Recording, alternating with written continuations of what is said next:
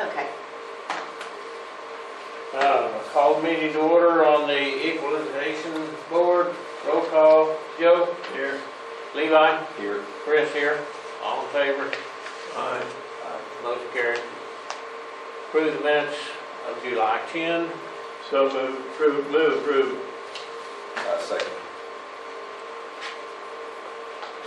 Made and seconded. All in favor say aye. Aye. Aye. Motion carried.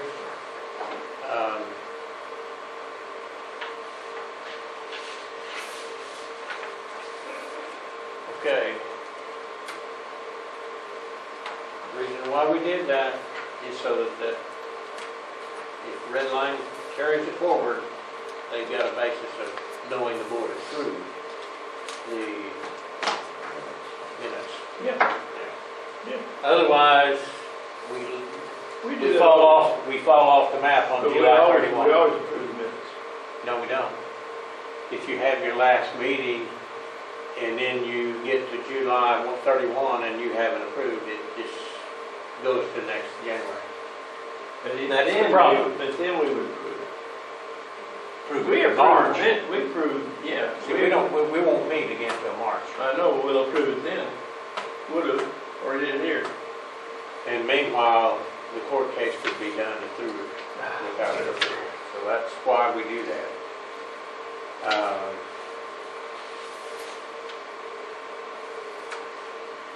All right. Discuss possible action regarding analytical evaluation. We did this last year. It's what we do this time. What we're doing here is we're looking at what we did from January till February or till July and say what we did right, what we did wrong, what we can improve upon. That's analyzing, what happened. Same thing that we talked about last year, the timetable ran out on us. And we're going to have to correct that one way or another. There's some other things that I've got in that I'm not very happy with that needs to be changed. When we had this phone in, the last time on July 10th, that was sorry. If you take the transcript from that, you can't, it's almost impossible to do. Marion is recording this. We don't have a transcriber here. And if that goes to a court hearing, it would be extremely difficult to get that phone message and the clarity of that on her record and then have it transcribed. We've got to do a better job of being able to monitor the meeting, and I don't know the approach to this, but those people need to be here in person. And I know how that works, they allow them to, that's going to be changed. Well, you guys are going to have to get down there. Or we're going to have a better audio so that the record here can be transcribed eventually. We can. I think that takes a law change, that's a stretch. But I think we can put a good recorder here and get that. And we might need to do that. Yeah. I understand your point. You're absolutely right. We need to do a better deal with that. So we just need to make a note so that we know that we get some kind of a recorder. Because I agree with you. I don't like the call-in deal. No, it's terrible. The next step of that is the Zoom. You can do a Zoom, but then again, you still got, interference. Yeah, the Zoom you can see, and you can, I can do that, but we have a trying to Zoom here, but I don't have any argument with that. Well, the evidence that we collect should be transcribed if it goes to court further down the road, because we're the ones who are in the local position to examine and do everything to start with. And if it's not clear and it's unauditable, not because of her video and recording, but of what we get to come in here, that's I agree. So, okay, that's something We got that fixed. Next. we can look at it. Next thing is the timing. We've been on this forever. Can't change that. It's in the state law. No, we can change it just a little bit because, when we started this thing in March the 19th, we said everybody be ready on the first day, and that's April 1. Now, But do the companies have to have all their stuff in by April 1? See, that's the kicker. Yeah, we can say that, Chris, but those companies do not have to have their stuff in by then. okay, let's look at the timetable here that we've got to work with.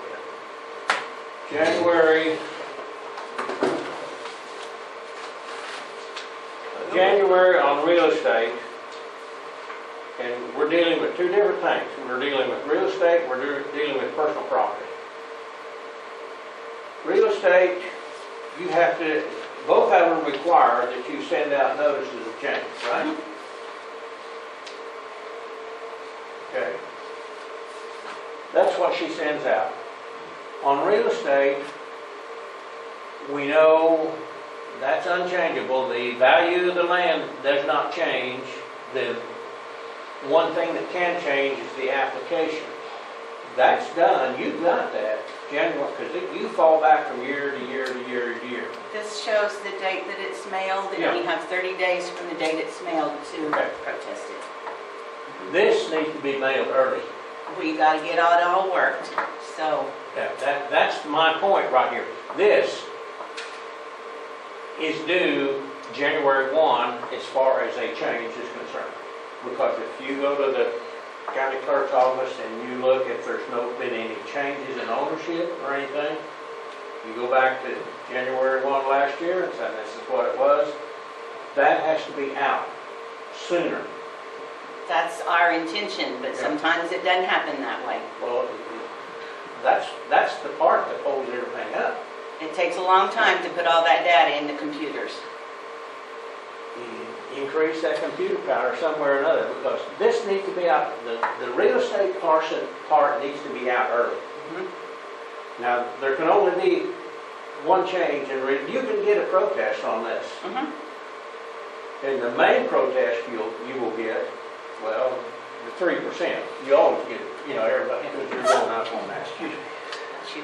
But the other protest part that you can get is they're going to inspect these every year. It's once every 4 years, isn't it?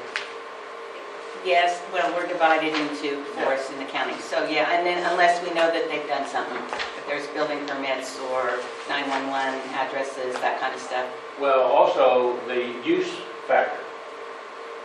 If you're dealing with real estate and you're number one farmland and you're being assessed number one farmland and you say, I'm through farming, I'm going to put it to native grass or improved grass, or the trees have grown up, drip line is 100%, it's forest land, that can change.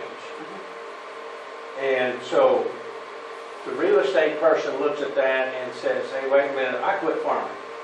I've reverted this back to native pasture. That's a drop in taxation. So they can protest if you sent this out based on last year's record. And they said we've changed during the year and whatever. That can be, this part of the protest can be understood early. I mean, Yes. that's a January 1 deal, and by the 1st of February, they've had their 7-day notice, and, that clock runs then. They have until, if they don't get one of these, everybody has until April 1st if they don't get a notice. Yeah, if there's a change. But if they get a change, they're on, Yeah, that starts the then they've clock got right 30 there. days, yeah. That starts the clock. But if you have a property that doesn't get a notice, you have until, well, it's the first Monday in April. I'm sorry, I worded that wrong. The first Yeah. Monday in April is the Yeah. deadline. But the change factor, we know we're going to have a 3% increase. Pretty much. And explain to Levi why that is. Okay, the 3%, okay. The most that Oklahoma can raise the value on property is 5% a year. Like, I want to say Kansas, but I can't say for positive, but from people I know that live up there, if their value changes, it can go straight up to whatever the new value is. In Oklahoma, it can only go up 5%, unless you have a homestead, and if you have a homestead, it can only go up 3 on that homestead property. Or if you buy it and you pay Yes. a higher price, Yes, then it goes in at the higher price. unless it's ag land, and ag land gets a big break, so. And the basic reason for that is that all taxation in the state has to be fair and equitable with everybody. Oklahoma City and Tulsa have a different problem than what we have rural. So the state then allows us to have a slow incline rather than a bang at one time. That's the basic reason for this. So, we can't help it. It's state law, 3% increase. You're going to get this every year. So that starts out in January. We know that's going to happen. Yeah. And so if you look at our manual, you will get one of these. You ought to have it, before January, or, our next meeting is going to be in March. That's the first time we can meet. So we're done after today. So you should be able to, get through the class and know nuts and bolts of what we're talking about. Okay. The next thing is the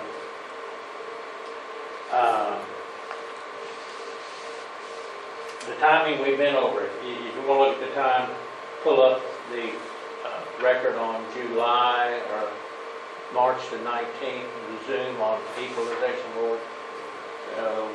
We go through that. I noticed, Mary Ellen, that had 14 hits on it. The next one had 38, and on and on and on. So people do look at that, You don't mean Zoom, you mean on YouTube. YouTube, yeah. So that's where we're at. I'm not going to waste time going back through all of that. You can just pull that up and look at the time element there. Making a decision on these protests is not doing it the way the thing's set up. The Equalization Board has the ability, first of all, to hear the protest and then evaluate it, because we get hit with this documentation right now. And you remember the last evaluation we had, we said, well, let's take a little bit of time and look at this. What did that amount to? 10 minutes going through the paper and no, that's the first time that we can see any of this on a protest. And we're not able to talk to each other. We don't know what's coming down the line. And so, we have to have the ability to hear what they have to say and then verify what they have to say. Now, I went through this twice to see just where were the loopholes in this last deal. And when I was questioning this guy about your non-operator, do you own 100%? This company own 100%? He said, I don't know. That's a signal right there. Well, we're not making a decision today till we get that information, because that was the basis of, are you billing the non-operator for your charge of taxes on this pipeline? That would be the basis of, that's what goes to the court system if we had handled that correctly. But we didn't get there. We just made a decision. So we should have, and then too, this was on July the 10th. It should have been way earlier so that we would have time to research that. Wait a minute, Rick. So why do we need to know that? If he's billing somebody else? Okay, because then the assessor comes back and says, well, it's always been paid by the pipeline. No, that you said that, and then you referred back. Well, other companies have always paid their taxes. That's what she said. Yeah. We don't know that. This was drilled in '83. These pipelines were not assessed locally till much later than that. They were assessed by the state. Well, So we don't know who paid for that pipe. We don't know that. That could have been discovered had we gone a little deeper into it. Because you said you weren't here before that. so who paid, what, how's that affected? What we're talking about is, Well, I'm going to get to that in just a minute. But that is part of the discovery we should have had the opportunity to dig into, and that puts the evidence in front of the attorneys if this goes further. Now, the local people are the first ones, or the most important ones in that setup. And the reason why this thing has been manipulated the way it is because these attorneys and these companies don't want to know the bare facts of these protests. They don't want them to know it. Have you got one of those forms, Andy? One of these? Yeah, The ones we do? that's it. Okay. we need one, we don't need one for this meeting. They want this. And that's the end of the Equalization Board. What this says, our whole discovery is based on this line right here. 1, 2, 3, 4 lines. If we have discovery that can be recorded and transcribed, that makes a big difference in how this case goes through the court system. So can we attach that to there?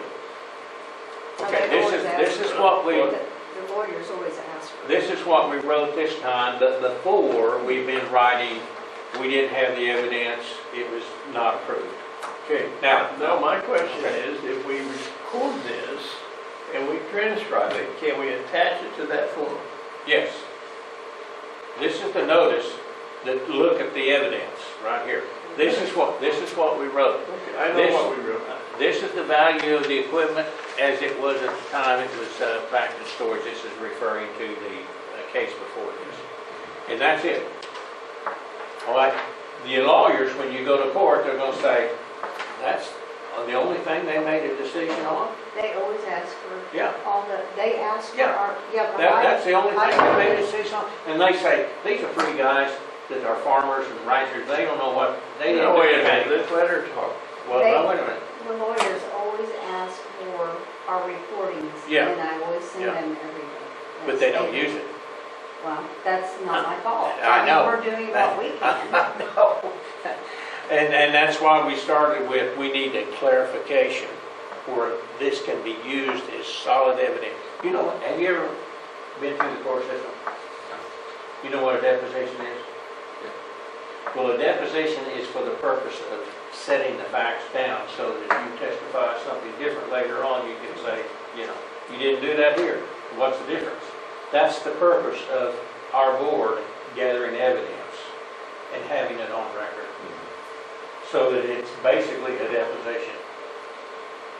So what they do when you go to trial or something, which happened in the saltwater disposal thing, what happens is they say, you got 4 lines here to explain your decision.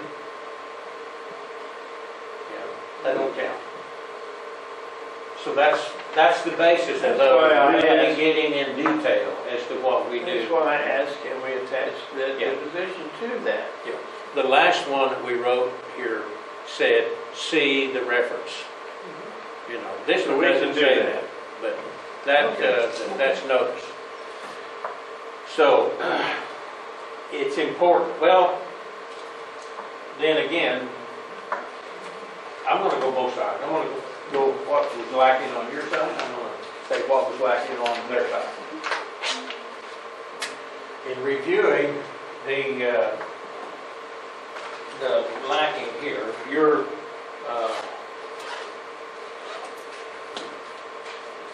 What's that got to do with them? evaluation, where next time, how do we change it? Okay, your side basically said, I don't have that information. You said you've only been here so much. Well, the time would have been backed up to who's been paying this tax all along. We don't have any evidence that that happened. You know, Capital One is the one who had this well before. We didn't get any protest from Capital One. Either they paid it or whatever. And before, when did we start evaluating on a county basis versus state basis? This was not in '83, it was later than that. I think it was '89 when deregulation occurred. What happened is the state, when they assessed them at 25 mils, right? When the county assessed them, it was 12.5 mils. So all of these people, especially the pipelines, wanted to be assessed on a county basis instead of on state basis because it was cheaper, half price. When that happened, then the county didn't have the expertise to go examine all of this stuff. So we hired task or visual inspection to go do it. What do we pay those initially a year? What's their retainer? I have no idea what they start, I mean, what, back then, whatever it was, What is it today? 50-something. 50,000. Yeah. They have a retainer of 50,000 to go update everything. Now, do they go look at everything, or do they take her records and say, well, there's new easements, so we'll go examine it? That's how task keeps up to date on this. At the same time, they're supposed to look at their assessment that they had turned in, which is the pipelines, and turned in and say, well, you made some improvements you didn't tell us about. They're responsible for doing that. And that increases the assessment that they have. So that's the process of staying up to date on personal property, is inspection or going through the records to see what's been added. And that made the county a whole lot of money, because when we did that, we discovered a lot of property that was never reported on the tax roll. You're from the Freedom area, for instance, you know James Jack gathering facility. They had a whole lot of wells in that north area there, and they had a gathering system with 1 meter. They were charging, you know, all of this gathering and stuff back to that 1 meter. They sold some wells. I looked at them when they had them for sale, and there was a line on there that says taxes, and it was 0. So we go to the assessor and say, have we been assessing those? No, we didn't know anything about it. And that's how you discover, you know, and that was a big deal. That was a major gathering system in that particular area. So, you know, when it went back to local discovery, which is important, then you get a better vision of what's actually happening. And that's when we have task. The three methods of evaluation are purchase price minus deductions and all that stuff. Likable sales, comparable sales, or income.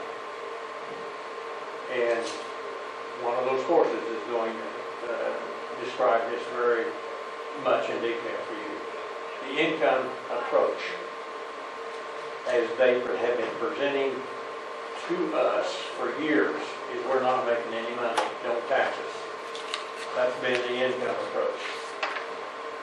Book will tell you, you can't do that. Book will say it's not on what you made, it's what's out there for you to make money on. Which is, in the oil and gas business, is the reserves in this county that are there available to go into a pipeline to go down the line. That's the purpose. Nobody wants to handle that. Our problem was, and always has been, we're not making any money, but we can't tell you what our services are, what our costs are. That's bogus. You can't do that. Because that's not what we're interested in. We're interested in the reserves, not what you're charging. But if you're going to go the income route, okay, then you tell us what your meter charge is, because you've got X number of meters listed in Woods County. You tell us what your transportation cost is, because you're going to use transportation to go from your meter to the stripping plant. And then you tell us what your stripping costs are. We don't care what your income is. We want to know those three things that attribute to how do you value the value of gas in the reserve, because you're going to charge those numbers to the price of gas. They totally control the price of gas at the wellhead.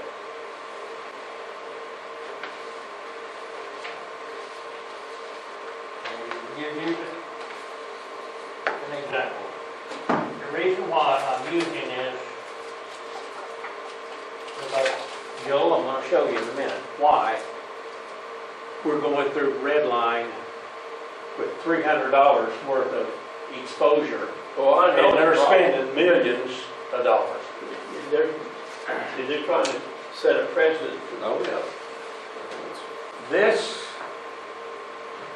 particular right down here shows you what happens when it goes into the wellhead, and before you get paid here, all these deductions are taken away from you. And these are curved from the wellhead to the stripping plant. Ultimately, what they're trying to do is to put everything under gross production tax. Gross production tax is 7%, but all those other charges are added to it because it goes to the plant. We were talking with Redline on that last protest.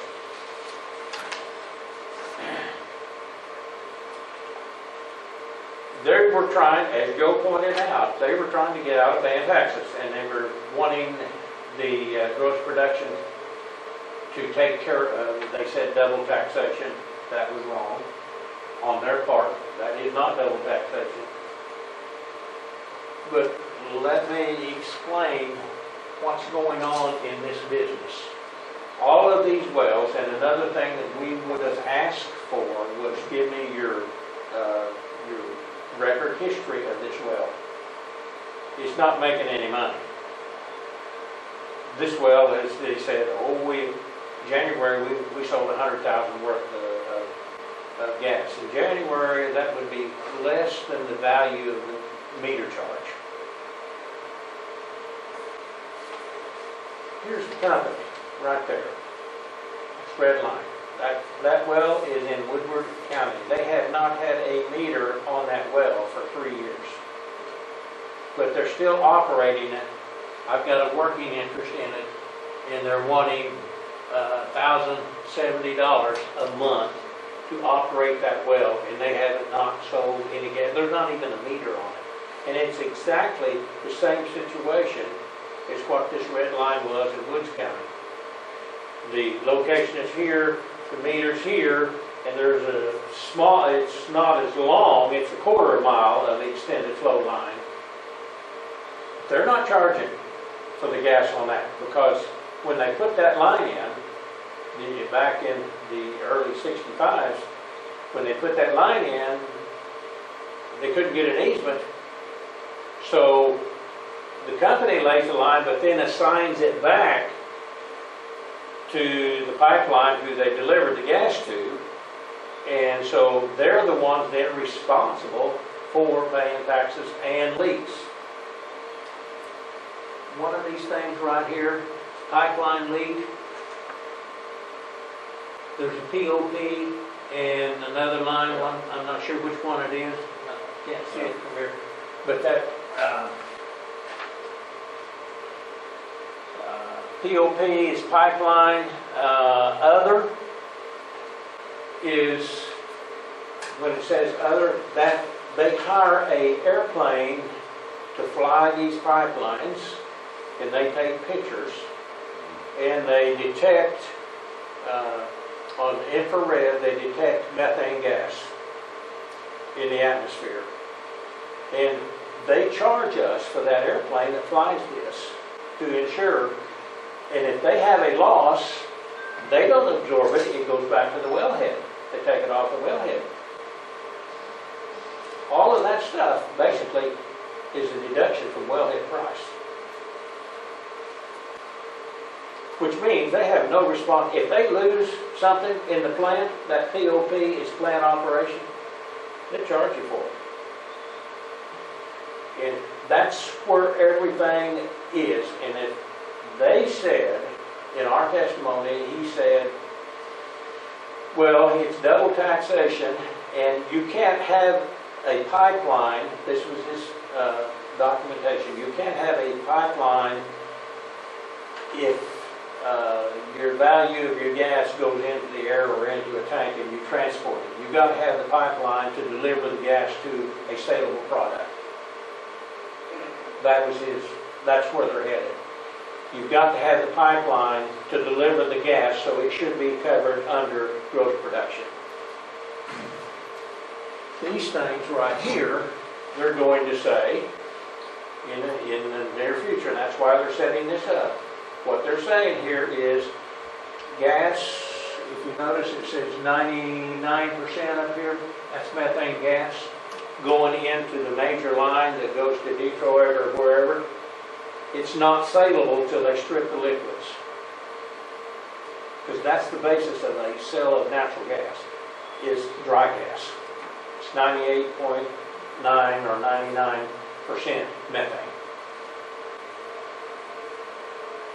That's the point that they're trying to get to right here, is the gas is not worth anything. You have to take all of these deductions and put it on gross production tax because it's not saleable till it gets 99% going down the line. That's where it's at. That's where we're headed. That's the reason why we had the saltwater stuff. This was last year, 3 years before. Jerry represented it, the assessor before that. That was very clear. I mean, he laid out the argument right there. That's evidence that the court will use.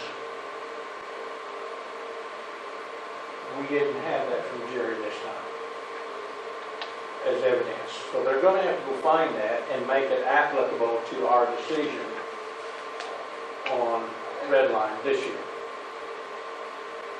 Jerry should have had, he referred to it on tape,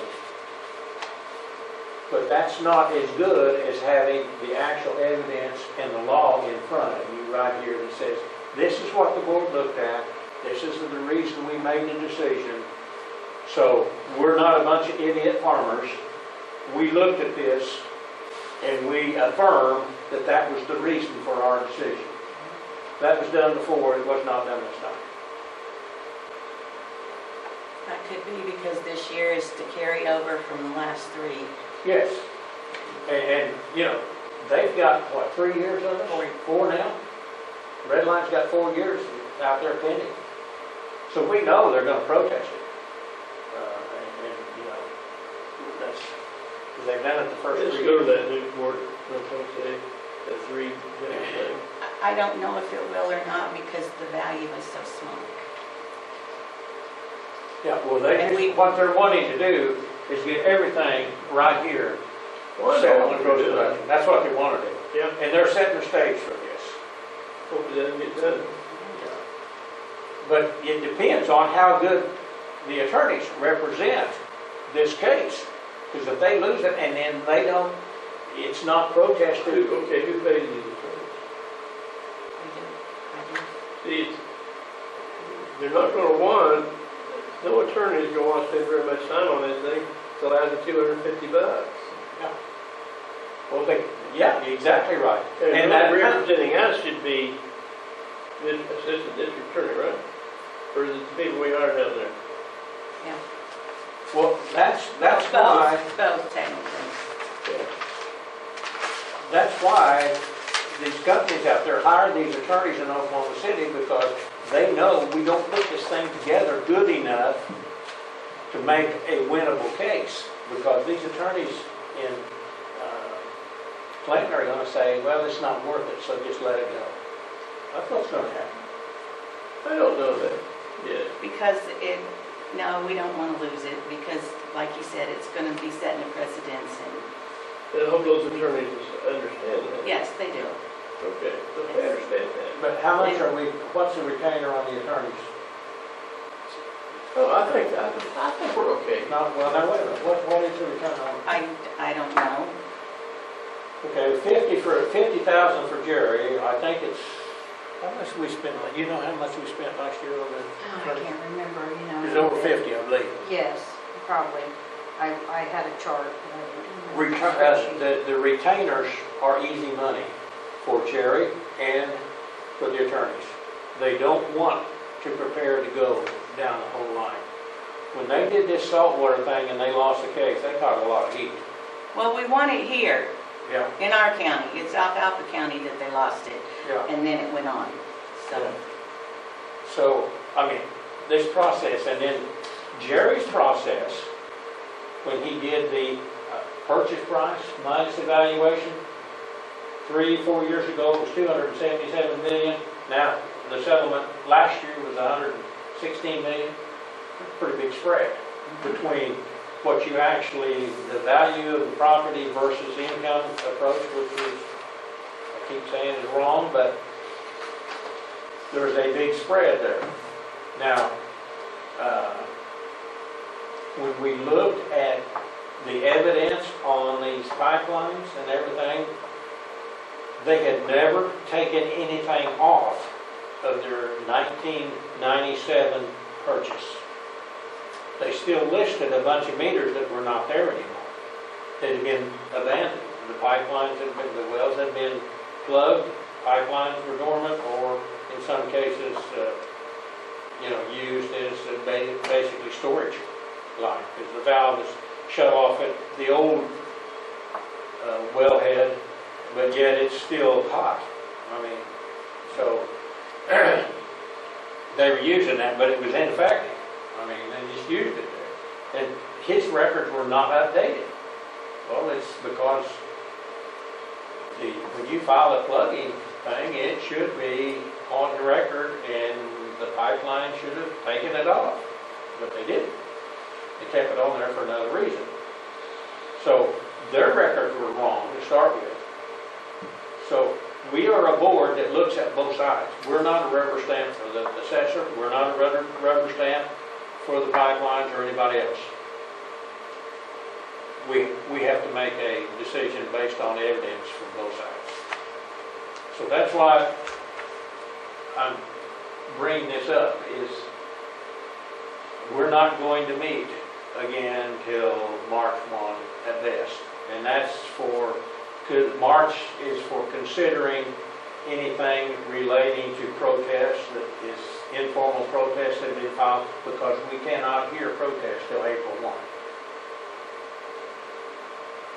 So that clock needs to start so that we're ready to hear protests or set them up for record on April 1. Because everybody's got their timing thing. So that's where we're at. That's just in part as what we could have done if we had continued and had time to develop evidence that would have went further to red line. Same thing happened on the, not quite as bad on the property stored out here. If we'd have gone any further, we could have required them to say, was that material was it certified? No, it wasn't. Was it able to be certified? Yes, it was. So it's still in the market position. And they were saying, no, it's all scrap. We could have nailed that down a little tighter if we'd have done that. Yeah. Obviously, they were out of compliance. I don't think they're going to protest any further. Today's their last day, and they could still put something in the mail or go to the courts today, but today's the last day on Yeah. or 30 days. They were just caught red-handed. And the Yeah. only reason why they were caught is why? Somebody recognized that this thing was on storage out there and been there for a year. I mean, that's your local involvement that said, hey, we'll check this. Jerry didn't know that. Who figured that out? You did? Okay. Just curious. I mean, you know, that's the loopholes that we're looking at here. When you can find out a name to go with it, that's sometimes the problem. Yeah. You've got stuff stored, but they don't own the land, trying to find out whose stuff is stored and what's sitting But there. there's no record that goes to her office. Right. And that's where you pick it up, Right. you know, easements. This red line is just one of many. There are a lot of scavenger companies out there like this because they go strip a well and sell the product and leave it for the state to flood. That's what's happening here. State's trying to work on that. But I've got lines across our property I'm betting 100% that you don't know about because they're laid under the lease and you have no record. Jerry's not going to find it. And they're old. Some of them are actual flow lines because the well is here in the middle of our irrigation. The tanks are on the outside. I can understand that. That's an extended flow line. That's legitimate. But there are other wells in that section. Everything's here. The meter's here in this location. Their pipeline goes here. No easement. I won't give them an easement because there is a law in the books that says if you have a pipeline that crosses you and you want an agriculture tap, you can get it for irrigation, for agriculture purposes. Said, well, that's too much paperwork. We don't want to do that. So they say, we're not going to do it. So that's why they lay these lines under the lease rather than under easements. Because if you had an easement, then you could say different things. So this is not an easy game to play here. But that's just some of the things. I'm not going to go the appraisal thing. That's just a matter of law there. You can't do what they did. That's right. Can't do it. It means it's not in our court. It's up to the county and it's up to the school districts because of the loss of funds that they had. It's up to them to handle that because we've exposed it. Scheduling. Take advantage of these courses. But some of these in there are real advantageous to have. But you got, the book says you got 18 months. This one says you got 12 months on it. And then too, the county pays for, if you want to go to Oklahoma City to one of these or Tulsa, they got better eating places. Now you keep all your records, you might pay your mileage, you pay your motel, they pay everything. If you stay overnight. But it was, let me give you a good example of what, yeah, I don't care what's on. When I went to Tulsa, I had to be, it was a 2-day deal. I had to be in there at this place at 9 o'clock. The first full hour was introducing ourselves to each other. For an hour. And then they just dink around and take breaks, and then at about 3:30, okay, we're done. So I go back, so I got to be back at 9 o'clock the next morning, and it's the same old, same old. I mean, we learned something, don't misunderstand me. But there's people in there that have to take this for, I don't know, CEUs or whatever, that probably know more about it than the guy teaching the class. It was frustrating. They've changed that now. They do it all in one day. And I went so far as, I know the dean in charge of that real well. I went to him a couple of times. You need to handle on that department over there. Because I'm not too sure he didn't. Well, the OSU people are the ones that are responsible for this. They get paid for it. Used to be, it was in an old building pretty close to the football field. Now they've got a nice new building out on that area that got flooded. Was it the new building you went to where you Yes. had to cross, where there was water on? Yeah. Okay, yeah, that's, With the state pays for this, they've got a job, a secure job. It's just like Jerry's got a retainer, It's Attorney's got a the whole retainer, department. the OSU's got a retainer. There's a dam down there. So this is the way the system works. But it starts, the basic information starts right here. I'm done. You guys got anything else? You got any questions? I mean, you came into this thing and you got baptized in a hurry. Work through some of this. You got to come through on a day and appeal. So, Okay, well, see, I came through in January, so what that, the one thing was on. And I went to my school like in February. So, anyway, I move we adjourn okay, the we adjourn the extended session of the extended session. Equalization Board. And we're done till March of next year. I hear a motion. You got a second? All right. All in favor? Aye. Motion carried.